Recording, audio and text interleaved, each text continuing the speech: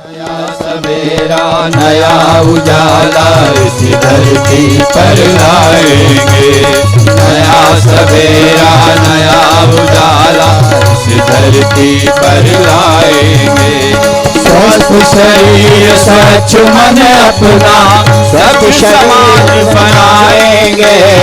नया सवेरा नया उजाला इस धरती पर लाएंगे। नया सवेरा नया उजाला इस धरती पर लाएंगे।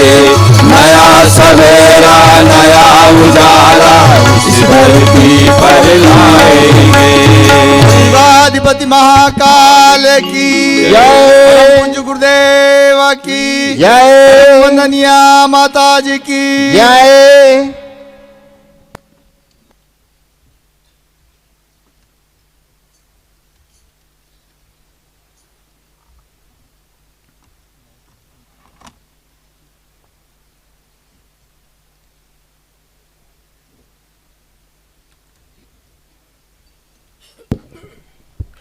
ॐ अज्ञानतिमिरान्धस्य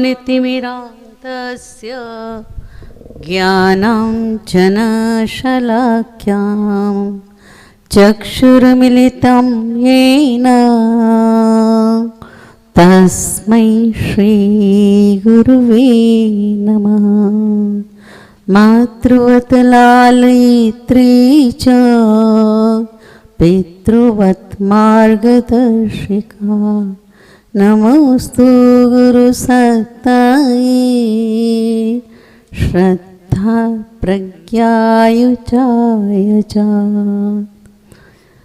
युग ऋषि पंडित श्री राम शर्मा आचार्य जी एवं परम वंदनीय माता भगवती देवी के हमारे अग्रज, हमारे वडील, वरद पुत्र, आदरणीय परम श्रद्धेय एवं सद्भावनाओं से जिनका साथ पूरे विश्व वसुंधरा को, गायत्री परिवार को मिलता रहा है, ऐसे हमारे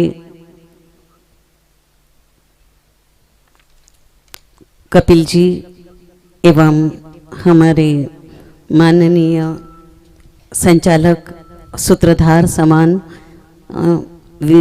कालीचरण जी एवं आदरणीय गौरी शंकर जी।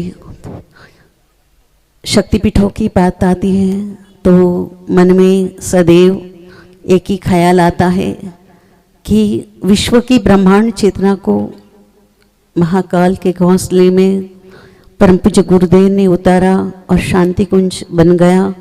किंतु एक शांति कुंज की अनेक धाराएं शक्तिपीठ बनकर जब फैली तो पहली शक्तिपीठ गुजरात में बनी और ऐसी शक्तिपीठें अत्र तत्र सर्वत्र कैसे अपना पूर्णांक प्राप्त कर गई वो मालूम नहीं।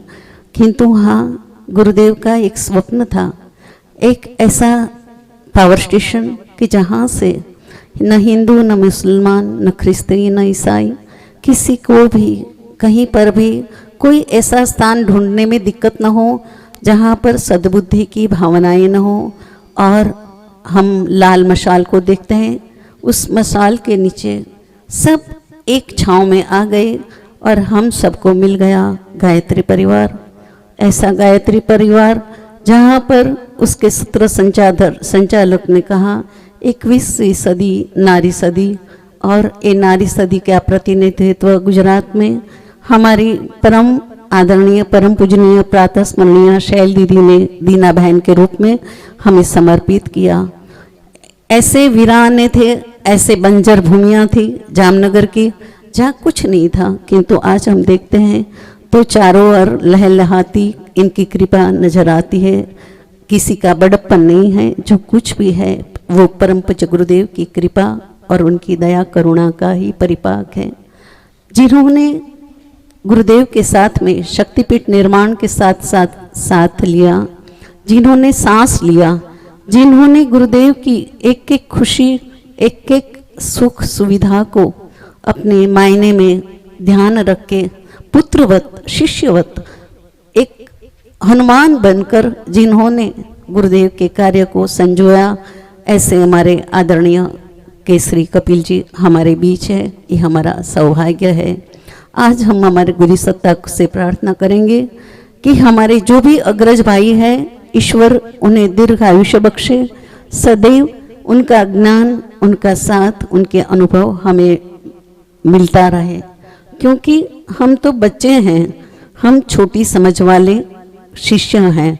जैसे कालीचरण जी ने कहा, बड़ा हाथी छोटा हाथी। हाँ, गुरुदेव के गुण उतारने की कोशिश तो की है हमने, किंतु कभी कभी गलतियां हो जाती हैं, कमियां रह जाती हैं। जो गुरुदेव ने चाहा, जो गुरुदेव का स्वप्न था, इसमें कहीं हम अटक गए, कहीं पर हमारी त्रुटि आ गई, कहीं हमारी क्षति आ गई। और आज की जो परिस्थिति है कि लोग गायत्री मंदिर बोलते हैं। आज हमारे बड़े मेरे सामने खड़े हैं, वरिष्ठ हैं। जब मैं सुनती हूँ गायत्री मंदिर तो आँख से आंसू बह जाता है, दर्द होता है कि हमारा गायत्री मंदिर नहीं हो सकता। हमारी तो गायत्री शक्तिपीठ है, जिसमें लाल मशाल को हमें हाथ में उठाना है। वहाँ पर हिंदू, मुस्लिम, सिख, ईसाई सबके बीच में हमारे गुरुदेव हमें देखना चाहते हैं। और आज 21वीं सदी, उज्जवल भविष्य की सदी, जिसमें मनुष्य में देवत्व और धरती पर स्वर्ग लाने के लिए हमें क्या करना है, शक्तिपीठों को कैसे ठीक ठाक करना है, कहाँ पर क्या गलती हमें ठीक करनी है, कौन सी त्रुटि रह जाती है, वो सब जानने के लिए ये वर्कशॉप का आयोजन किया गया है। ये वर्कशॉप नहीं है, ये तो हमारे अंदर का जो कषाय कल्मश है उसका विमोचन करने की एक सुंदर प्रक्रिया है। आज हमसे किस कपिल जी, हम आपसे निवेदन करते हैं, हम आपसे प्रार्थना करते हैं, आपके अनुभव का, आपके ज्ञान का आप हमें मार्गदर्शन दीजिए।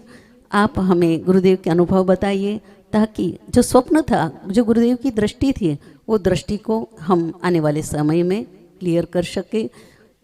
नमस्कार, जय गुरुदेव, सादर प्रणाम।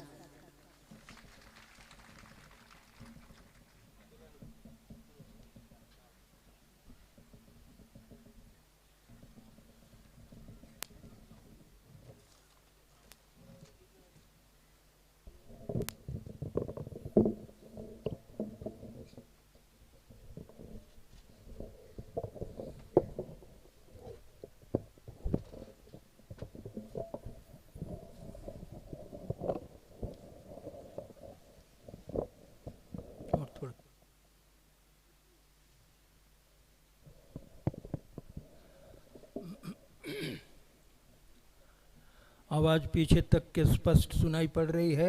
हाथ उठा के संकेत देंगे।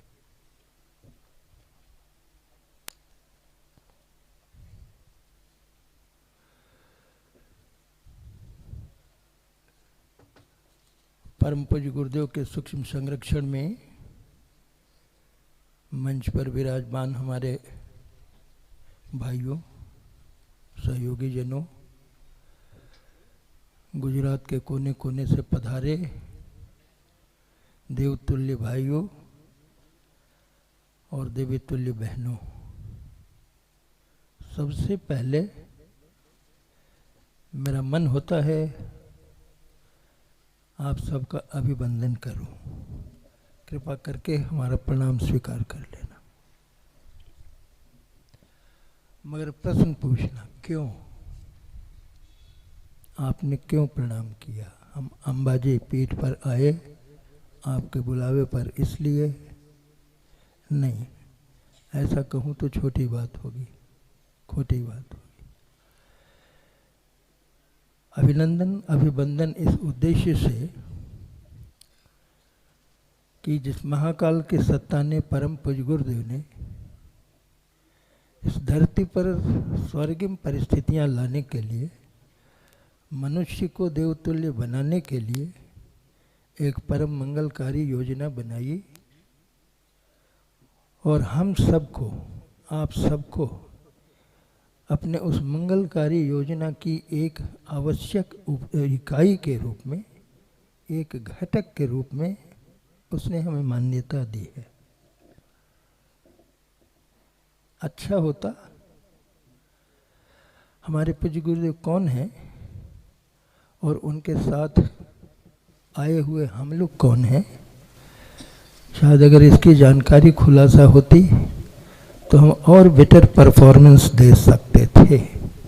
करने को तो कर ही रहे हैं, और अच्छा से कैसे कर पाए, उसके लिए अपने उस गुरु सत्ता को और उसके साथ के हमारे संबंधों को जानना कहीं ज़्यादा जरूरी होगा।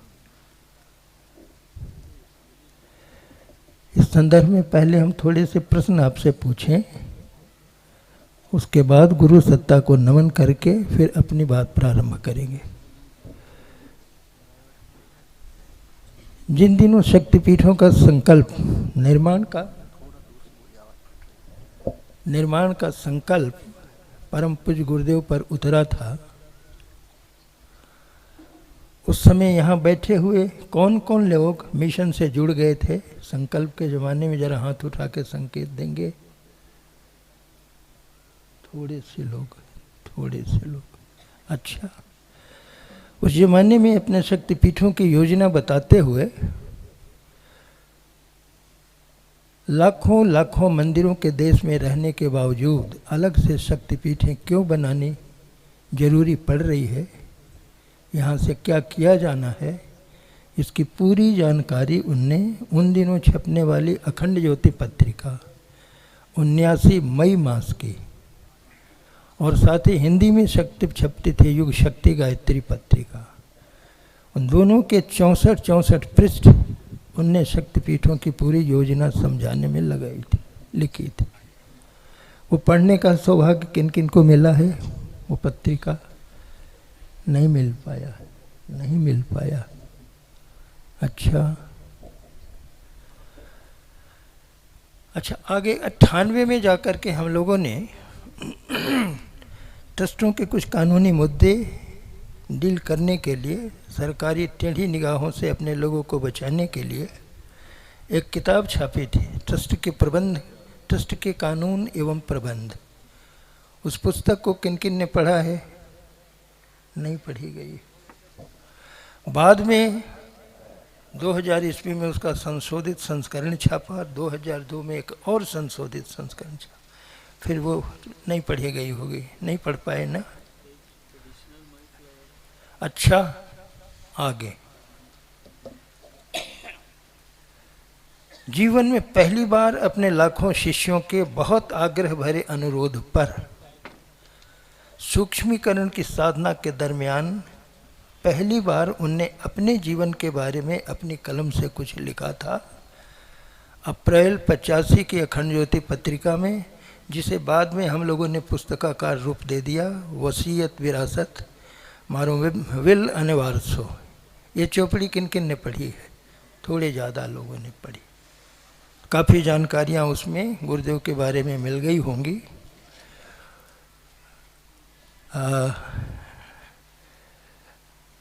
अपने बारे में उनने जब 68-69 में विदाई समारोह की बात चल पड़ी थी, गुरुदेव की हिमालय यात्रा होनी थी, तपोभूमि सदा के लिए छोड़ रहे थे, उस समय के अखंड ज्योति के पृष्ठों पर उन्होंने बहुत सारी बातें, जिसमें अपना परिचय भी और हम सब जो यहाँ उपस्थित हैं इनका परिचय भी दिया था। हाँ, धरती के ही कुछ अनसुलझे सपूतों ने कहे, कुपूतों ने कहे,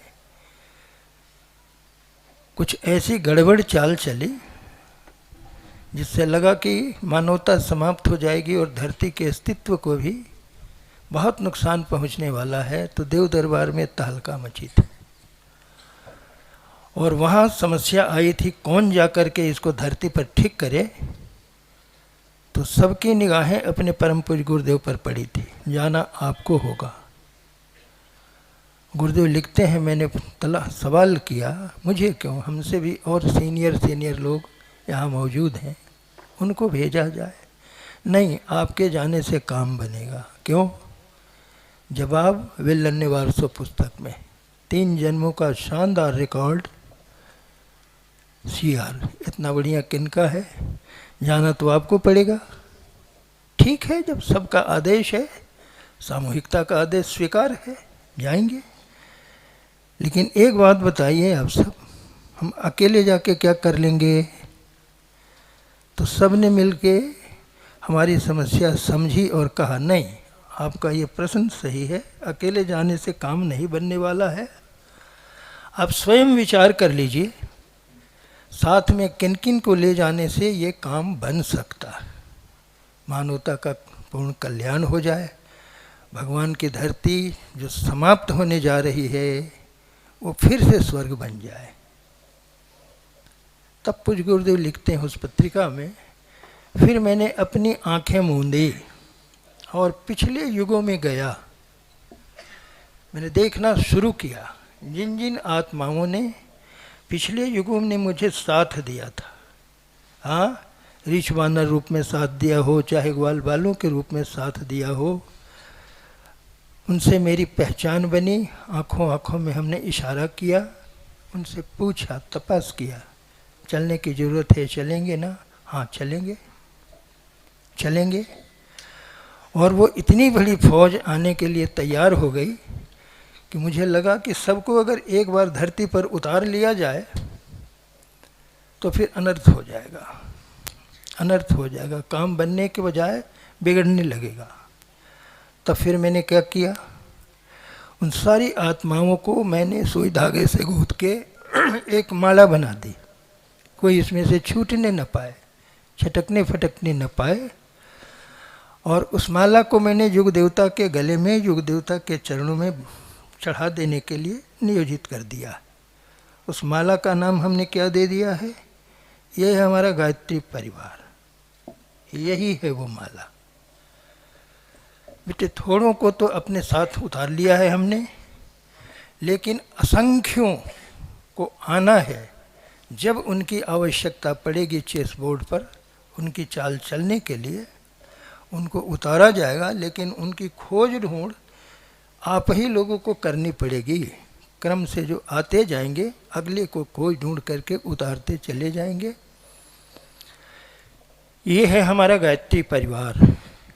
एक हमारे आपके बारे में उनने क्या कहा, आप दिखते सामान्य जन भर हैं, लेकिन वस्तुतः आप वो हैं नहीं।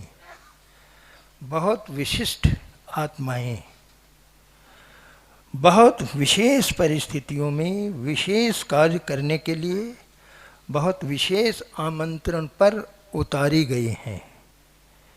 जन्म नहीं लिया गया, उतारी गई हैं, जिसके बारे में भाई कालीचरण जी कह रहे थे, है ना, अवतरण हुआ है हमारा सबका। और प्रज्ञावतार के साथ ही सहचर के नाते हमें एक एक कला का प्रज्ञावतार होने के लिए उनके मन में इच्छा थी। आप प्रयास कीजिए और बनिए। हम जो हैं वही आप हैं। हम बड़े हैं, आप छोटे हैं, फ़र्क इतना है ना। हम सागर हैं, आप बूंद हैं, लेकिन क्वालिटी में फ़र्क नहीं है। H2O का ही छोटा बड़ा परिमाण है, वही है।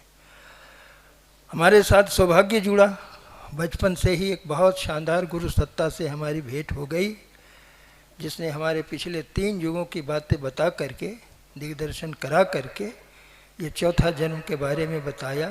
और ये भी कहा बड़ा काम इस युग में करना है, इसलिए बड़ी शक्ति की ज़रूरत पड़ेगी। उसी की विधि व्यवस्था बताने समझाने मुझे आना पड़ा। और काम क्या करना पड़ा है, वसीयत विरासत में आपने पढ़ा होगा।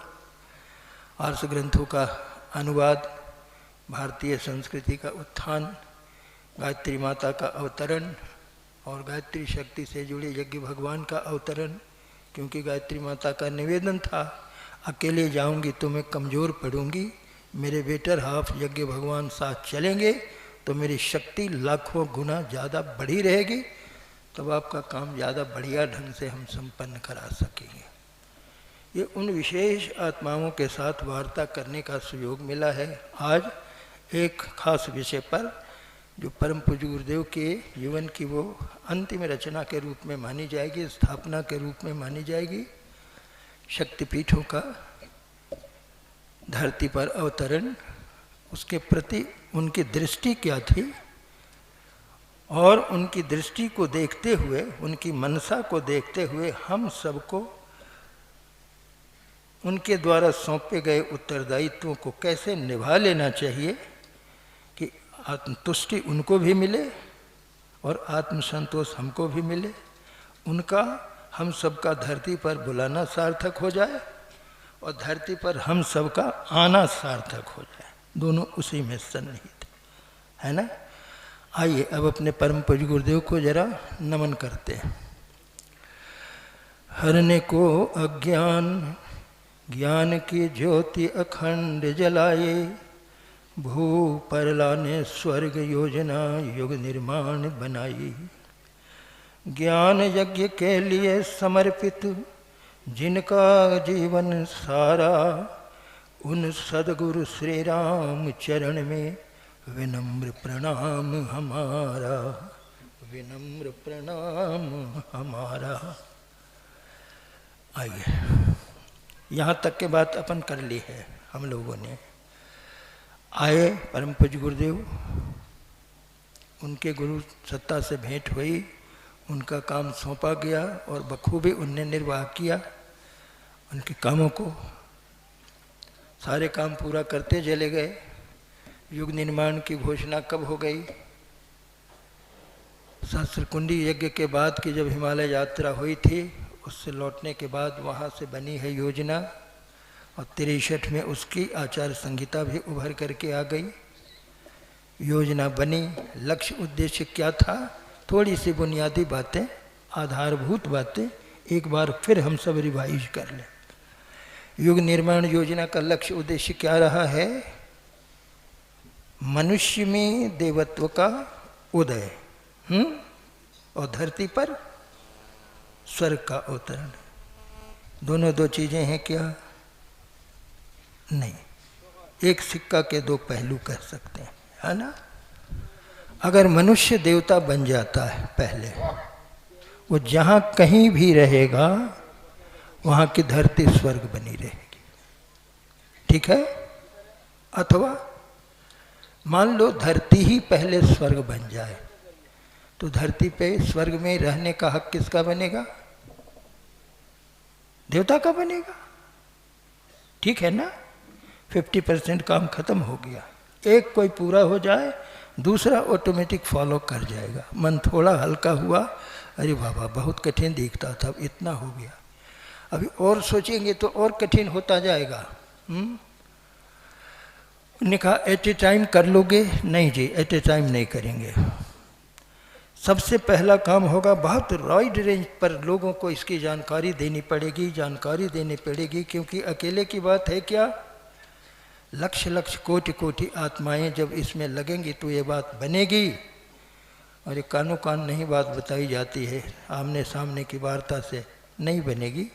व्यापक पैमाने पर प्रचार कार्य करना पड़ेगा। तो 3 चरणों में ये बात बनेगी, प्रचारात्मक, रचनात्मक, हाँ कुछ क्रिएटिविटी उनमें उत्पन्न की जाएगी, और फिर पहले कहा था संघर्षात्मक, परिष्कृत भाषा कह दी सुधारात्मक। कुछ ऐसी हैं जो अवांछनीय हैं, उनको हटाना भी पड़ेगा। हर अवतार 2 ही काम करता रहा है। कौन? परित्राणाय साधूनाम विनाशाय च दुष्कृताम, है ना, बस यही है। असुर मारी था पहे सुरन, असुरता का समापन, देवत्व की स्थापना। गुरुदेव ने कहा हमें भी 2 काम करना, सत्प्रवृत्तियों का संवर्धन करना है, दुष्प्रवृत्तियों का उन्मूलन करना। चाहे उन्मूलन पहले हो जाए तो रिक्तता की पूर्ति सत्प्रवृत्तियां करेंगी, और सत्प्रवृत्तियां ही पहले अगर प्रबल ढंग से चलती जाएं तो दुष्प्रवृत्तियां ऑटोमेटिक भागती चली जाएंगी। फिर काम हल्का कर दिया ना, बहुत सोचा विचारा है, हल्का हल्का चला। लोगों ने पूछा शुरुआत कहाँ से करोगे देवता बनाने की? उनका देखो भाई, पहले तो व्यक्ति बनाना पड़ेगा। तो व्यक्ति निर्माण की योजना हमारी पहली योजना। व्यक्ति से अच्छे व्यक्ति बनेंगे तो अच्छा परिवार बनेगा, और अच्छे परिवार बनेंगे तो अच्छा समाज बनता चला जाएगा, ठीक है ना। बहुत तर्क संगत चीज। सुधरे व्यक्ति और परिवार होगा तभी समाज सुधार, है ना। शुरुआत यहाँ से करेंगे। अच्छा, व्यक्ति निर्माण होता है तो व्यक्ति कैसा होगा जी? तो भाई ने गीत गा दिया, स्वस्थ शरीर, स्वच्छ मन और तब जाके सभ्य समाज की स्थापना। क्लियर है, बहुत साफ है दृष्टि। फिर पूछा, अच्छा ये बताइए गुरु जी, व्यक्ति निर्माण कैसे होगा? अच्छा पहले पूछते हैं युग निर्माण कैसे होगा? पक्का युग निर्माण कैसे होगा? और व्यक्ति का निर्माण कैसे होगा? त्याग और बलिदान से। नहीं भाई, नहीं भाई, ये भ्रांति मिटानी पड़ेगी, है ना? अच्छा दूसरा प्रश्न पूछे, माँ का मस्तक ऊंचा होगा? कितनी ऊंची आवाज आई? प्रश्न का सही उत्तर बुलंदी से दिया गया, है ना? तो व्यक्ति निर्माण कैसे होगा? उन्होंने कहा नहीं, उस भ्रम को ठीक कीजिए, इसी भ्रम को ठीक करिए इस वर्कशॉप में। व्यक्ति निर्माण के लिए उन्होंने कहा आपको 4 चरण चलना पड़ेगा, 4 चीजें जीवन में उतारनी पड़ेगी। क्या क्या? नंबर 1 साधना, स्वाध्याय, संयम और सेवा। ये 4 प्रक्रियाएं जिस व्यक्ति के जीवन में चल पड़ेंगी और ढंग से चल पड़ेंगी तो हम समझेंगे उसका व्यक्तित्व का निर्माण होता जाएगा, जा रहा है, और यही व्यक्ति देवतुल्य बनता जा रहा है ना? साधना मेरी समझ में नहीं आती थी तो हमने पूछा, पिताजी ये साधना समझ में नहीं आती। तो उन्होंने बताया, बेटे ये 2 पार्ट में बटी हुई एक विधा है, इसका एक छोटा हिस्सा उपासना कहलाता है। भगवान के पास बैठ जाना, आत्मचिंतन करना, क्या कौन है, कहाँ से आए हैं, किस लिए आए हैं, सदा के लिए आए हैं, वापस जाना पड़ेगा, जाना पड़ेगा तो किसी के प्रति आंसरेबल भी बनना पड़ेगा, क्या कोई पूछताछ करेगा? और कहीं उसने पूछ दिया और हम कसौटी पर खरे नहीं उतरे तब तो आंख छिपानी पड़ेगी ना। ओहो, इसका मतलब गलती हो रही, गलती हो रही, हाँ गलती हो रही, गलती हो रही है, ये बात समझ में आ जाना, यही है आत्मशोधन। To find out the fault, proper way में डायग्नोज हो गया वो मर्ज। हाँ, हमसे कहीं भूल हो रही है, चूक हो रही है, इस मर्ज को पकड़ा, अब हल्की दवा दे के ठीक कर लेंगे। प्रॉपर डायग्नोसिस हो गया, भयंकर बीमारी का भी तो छोटी गोली से डॉक्टर ठीक कर लेता है। ठीक कैसे करेंगे? आत्म परिष्कार की प्रक्रिया जीवन में चलेगी, है ना? और वहीं से आत्म विकास एक पूरा हुआ ना, उपासना का चरण। आगे बहुत खुल के गुरुदेव ने लिखा है प्रज्ञा पुराण में। लेकिन ध्यान देना, अनेक जन्मों से साथ आता हुआ हमारा मन इस शुभ कार्य में हमको भटकाएगा, क्योंकि कई प्रकार के कुछ कुत्सित संस्कार भी पड़े हुए हैं, ये भटकाएगा। मन हमको न भटकावे और इसमें रुचि लग जाए तो क्या करना पड़ेगा? उनका मन को भी अच्छी खुराक खिलाओ। शरीर को तो चावल दाल रोटी साग सब्जी खाखरी भाखरी लाडू सब खिला देते हैं, शरीर की खुराक। मन की खुराक क्या है? उन्होंने कहा देखो, मन व्यक्ति के विचारनाओं का तंत्र है और मन विचारों की खुराक खाएगा। विचार भी गंदे सल्टे जैसे तैसे नहीं, उसके अच्छे श्रेष्ठ विचार उसको खिलाओ ताकि मन श्रेष्ठ प्रेरणा दे सके, श्रेष्ठ सुझाव दे सके और इस अच्छे काम में तुम्हारा मन लग सके, है ना? है ना? उपासना का एक चरण पूरा हुआ, थोड़े समय के लिए उन्होंने कहा 10 मिनट 20 मिनट आधा घंटा घंटा 2 घंटा, और मुझसे पुरस्चरण कराया गया तो बेटे हमें 6 घंटा लगना पड़ा। अब बाकी समय क्या किया है? हमने अपने जीवन को धोया है, ढूंढ करके हमने अपने जीवन को, हमने अपने 5 ज्ञानेंद्रियों को, 5 कर्मेंद्रियों को, हाँ, जिस उद्देश्य से मिले थे उन्हीं कार्यों में नियोजित किया है, मन का सहारा लेके। मेरा मन ने मुझे भटकाया नहीं, बड़ी विशेषता रही, मेरा मन मेरे नियंत्रण में रहा, क्योंकि हमने बहुत पवित्र खाया भी और बहुत पवित्र पढ़ा भी, स्वाध्याय भी किया, है ना? स्वाध्याय से क्या होगा? उन्होंने कहा व्यक्ति तुम्हारे अपने बारे में बोध होगा, आत्मबोध होगा। फिर यही मन जो आज बहुत एक्स्ट्रावेगेंसी की ओर ले जा रहा है, अनाप शनाप जीवन जीने की ओर ले जा रहा है, तुम्हें कहने लगेगा साधना के बाद, बता तेरी ज़रूरत क्या है, इतना सा तो खाता है, इतनी थोड़ी जगह में तो सोता है, क्यों भटक रहा है, गुरुदेव के काम करने का जो सौभाग्य मिला हुआ है उसको क्यों खोते जा रहे हो, क्यों दुर्भाग्य बना रहे हो, ये मन तुम्हें कहेगा। इसका मतलब अपने ऊपर संयम लगाओगे। तीसरा चरण आया ना, और जब संयम हमारे जीवन में लग गया तो चौथा चरण जो सेवा का है उसमें हमको क्लास प्रमोशन मिल जाएगा। अपने से जो बचेगा तब हम दूसरों में लगा सकेंगे ना सेवा में। अभी तो कभी मौका आता है तो दो बहाने हैं, गुरुदेव मेरे पास टाइम न थी, साधनों न थी, है ना, बहाना है। लेकिन मन सधेगा, संयम आएगा तो जहाँ कहीं भी गुरुदेव के काम का मौका मिला वहाँ हमारे पास साधना का भी बल है, साधन का भी बल है, समय का भी बल है, और लग करके चौथा चरण पूरा करेंगे तो हम गुरुदेव के सपूत कहाएंगे ना। हमारा व्यक्ति निर्माण यही है ना, ये है। अब वैषम्य पायन जी का प्रश्न है, हाँ ऋषि प्रवर, वो जो 5 दिनों का प्रज्ञा सत्र चला था और नारद को समाधिस्थ करा के जो ज्ञान दिया गया था, आगे उसका क्या हुआ? मैंने कहा बहुत अच्छा प्रश्न पूछा है। मार्कंडेय जी 1 मिनट के लिए समाधिस्थ हुए, आंख मूंदी और सारी घटना घटते उनने देख ली। वो भी तो ऋषि थे ना। क्या लिखा है? उनने कहा देखो भाई है मुने, अब मैं पढ़ता हूँ। गुजराती प्रज्ञा पुराण प्रथम खंड 7वां अध्याय को हमने इसमें नोट कर लिया है, आपको पढ़ के सुनाता हूँ, आप भी वाचना। प्रज्ञा पुराण वाचने योग्य है, दैनिक जीवन में अभ्यास के लिए, रात्रि गोष्ठिया के लिए, और घर घर जाके कथा वाचन आप लोग भी करो, बहनों भी, भाई भी करें। हर शक्तिपीठ में आरती के बाद आधे घंटे के लिए कथा कहने नहीं आता है, केवल प्रज्ञा पुराण के भाषा टीका आप वाँच करके सुना दें और सारे सिद्धांत उसमें उभर के आ जाते हैं। पीठ पर लोगों की आवक बढ़ जाएगी, लोगों की दिलचस्पी बढ़ जाएगी। अरे इतनी अच्छी कथा होती है और इतनी हमारे जीवन के लिए प्रेरणादायक, आप शुरू कर सकते हैं। क्या कहा उनने?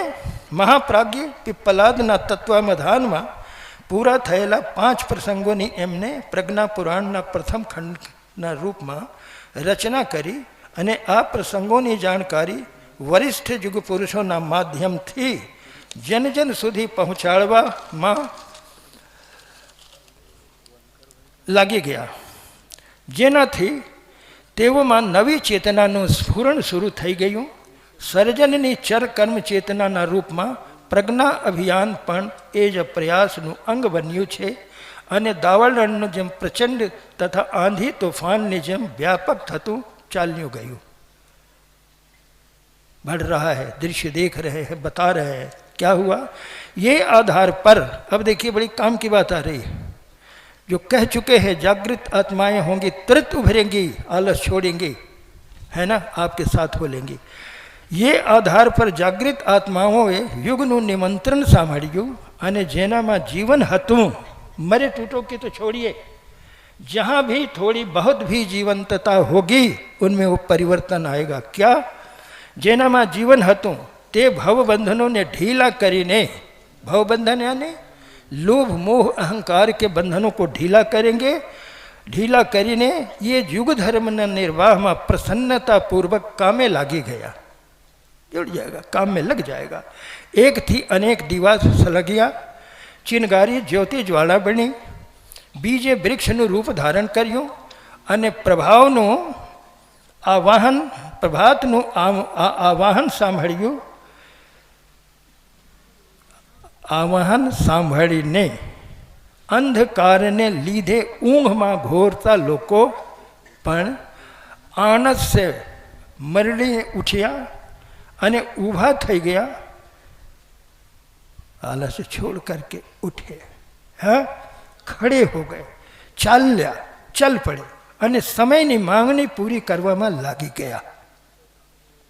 ठीक है, समय की मांग क्या है?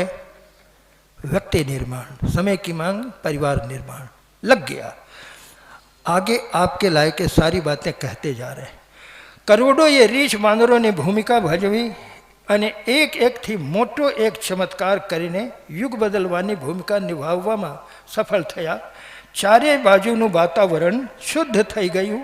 હે વૈષમ્ય પાયન, આ બધું કંઈ જાદુની જેમ નથી બન્યું. कोई जादू के तरीके ये नहीं हुआ है, जादू की छड़ी नहीं घुमाया गया है. तो क्या करना पड़ा है? करोड़ों ये रीछ बांदरों ने भूमिका भजवी અને એકથી મોટો એક ચમત્કાર એ આ ગયા. જાદુની જેમ નથી.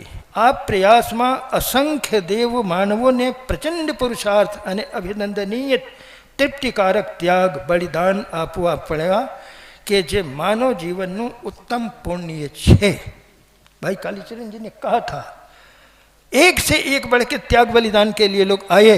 और इस समय जो जन्म धारण किए हुए हैं उस अवतारिक चेतना के अवतरण की बेला में उनका जीवन धन्य होता हुआ चला जाएगा. इस काम में जो लग जाएंगे, है ना. अनीति ने विरुद्ध संघर्ष बढ़्यो, અજ્ઞાનને દૂર કરવામાં આવ્યો અને અભાવોને દૂર કરવા માટે અનેક સર્જનાત્મક સત્પ્રવૃત્તિઓની યોજના તથા અમલ નિરંતર ચાલતો રહ્યો. યુગ ચેતનાના અગ્રદૂતો પ્રજ્ઞાપુત્રોના રૂપમાં પ્રકટ થયા. प्रज्ञापुत्र ही तो बैठे हैं ना, अभी थोड़े से हैं, असंख्यों आ चुके हैं. जहां कहीं पड़े हैं उन तक के ये संदेशा पहुंचा करके उनमें उमंग उल्लास पैदा करके और गायत्री से जोड़ करके उनको इस काम में नियोजित करना पड़ेगा. और इसमें शक्ति पीठों की, प्रज्ञा पीठों की बड़ी महत्वपूर्ण भूमिका रहेगी.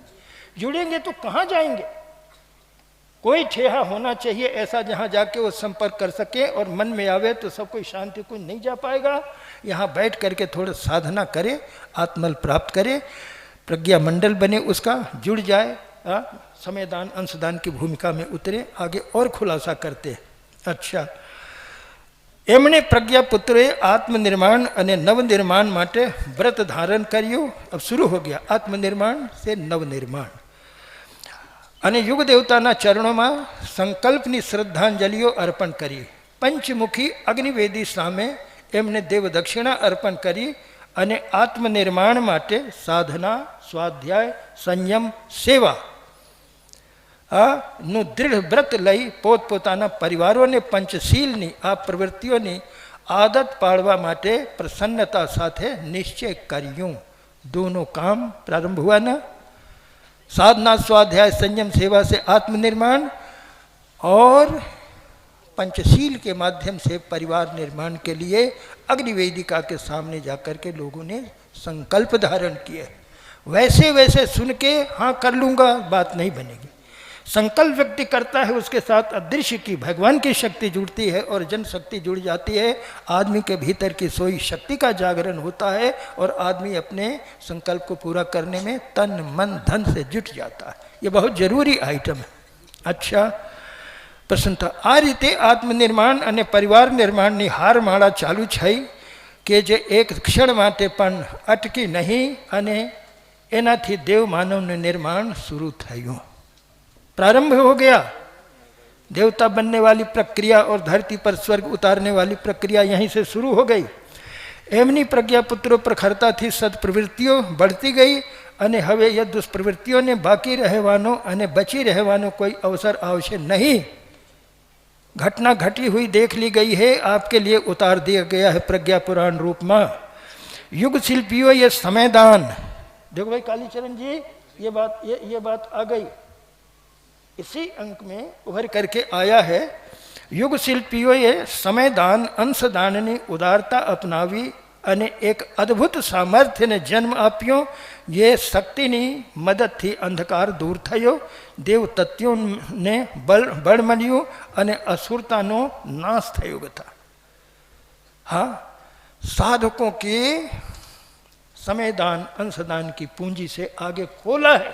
किसी युग में पिटते देवताओं को ब्रह्मा जी ने देवताओं की थोड़ी थोड़ी शक्तियां मांग करके दुर्गा शक्ति का निर्माण किया था और गुरुदेव ने पहला खंड में लिखा था, ऐसे ही समयदान अंशदान के आधार पर एक ऐसी दुर्गा शक्ति का गठन होगा जो सारे असुरता को पिट करके भगा देगी, है ना। इस शक्ति का सर्जन जरूरी पड़ रहा है। महामुने आप प्रज्ञा युग्न सुप्रभात थयूं, हाँ, समयदान अंशदान की प्रक्रिया चलते प्रज्ञा युग्न सुप्रभात थयूं, जागृत आत्माओं ना अंशदान ऋषियों ना लोहिनी जेम संस्कृति ની અભિનવ સીતાને જન્મ આપ્યા સમર્થયા આ સામર્થ્ય સત્પ્રવૃત્તિઓને ने सर्जी અને તેનું પરિપોષણ કર્યું કે જે કલ્યાણકારી વરસાદની જેમ साबित થઈ। बहुत कल्याणकारी बरसात के रूप में उर्दी है और ये दुर्गा शक्ति का निर्माण। अच्छा, अग्निની સાક્ષી આપવામાં આવી।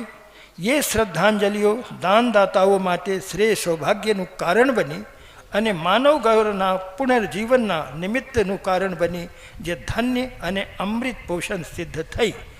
આ પ્રક્રિયાએ યુગ શક્તિનું રૂપ ધારણ કર્યું। यही युग शक्ति बनेगी। आप प्रक्रिया समयदान अंशदान की परंपरा से युग शक्ति दुर्गा शक्ति का गठन होगा, रूप धारण કર્યું અને પરિવર્તનનું નિમિત્ત કારણ બની।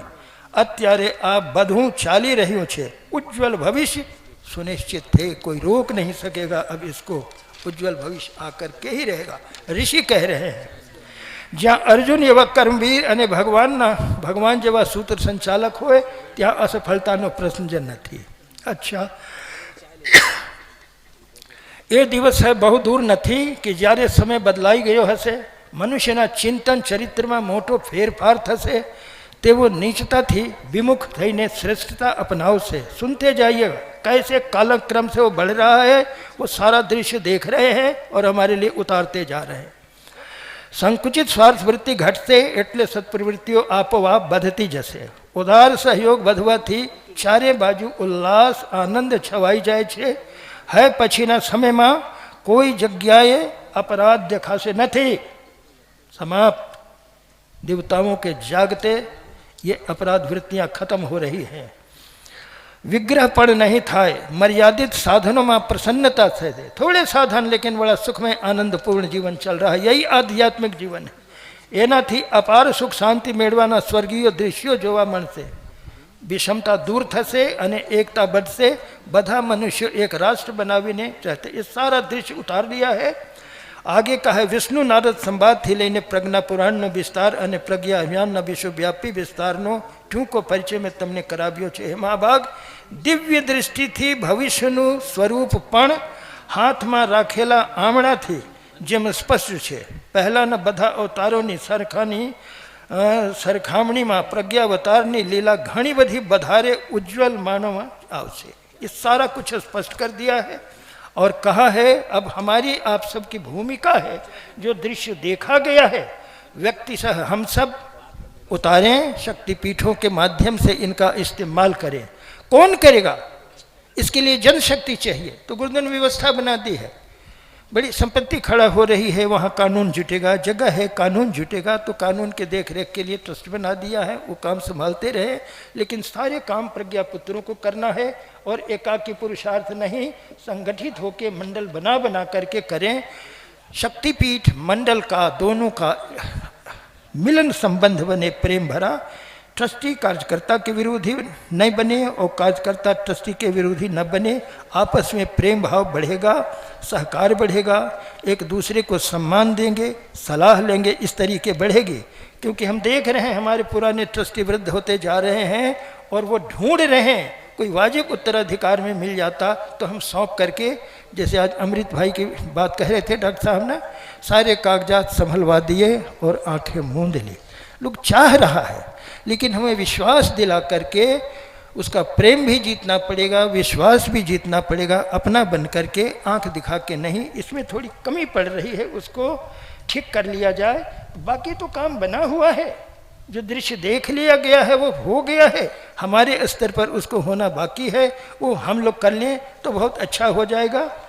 थोड़े बहुत हम भी पीठ पर खड़ा है शांति कुंज के नाते, केंद्र होने के नाते, और उसमें कुछ न कुछ वहाँ से परामर्श भेजते रहते हैं। इस लिहाजा नहीं जैसे कभी कह देते हैं भाई आप लोग चार्टर्ड अकाउंटेंट से ऑडिट करा लेना। क्या बात है, नियम कानून कड़े हो रहे हैं। सरकार की दृष्टि ट्रस्टों के प्रति बड़ी टेढ़ी हो रही। हमारे लोग फंसे नहीं। क्योंकि सब पारिवारिक जन हैं, अपना हिसाब भी नहीं लिखते, लेकिन सार्वजनिक हिसाब लिखना चाहिए। अगर नहीं लिखा जाएगा, लोगों के निगाह में नहीं लाया जाएगा, तो अपने लोग भी उसमें अविश्वास करेंगे और सरकार की दृष्टि से भी अप्रमाणित सिद्ध होंगे, है ना। और ये दोनों हमारे लिए घातक है।